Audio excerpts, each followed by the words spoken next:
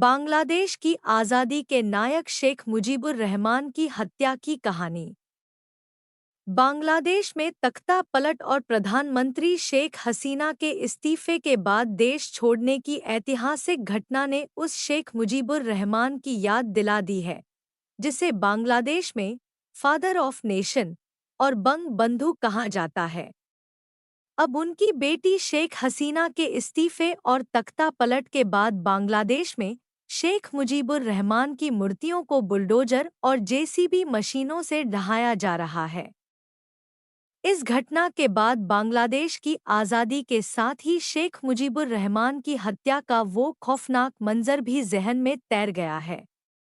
कैसे शेख मुजीबुर रहमान और उनके पूरे परिवार को मौत के घाट उतार दिया गया था। इसी घटना में शेख हसीना विदेश में होने की वजह से बच गई थी और बाद में आगे चलकर बांग्लादेश की प्रधानमंत्री बनी। शेख मुजीबुर रहमान वो शख्स है जिसने बांग्लादेश को पाकिस्तान से आज़ाद कराया और एक नए बांग्लादेश की स्थापना की। वह 15 अगस्त 1975 की सुबह थी। बांग्लादेश की राजधानी ढाका के धनमंडी की सड़क नंबर 32 पर कुछ हलचल की आवाज़ें आ रही थी। अचानक यहां स्थित मकान नंबर 677 को बांग्लादेश की बागी सेना के जवानों ने घेर लिया। इस वक्त वहां सन्नाटा पसरा हुआ था।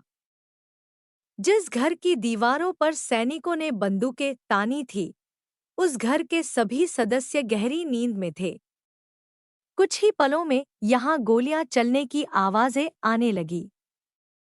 जिस घर में इस घटना को अंजाम दिया गया, यह कोई आम घर नहीं, बल्कि बांग्लादेश के राष्ट्रपति शेख मुजीबुर रहमान का घर था।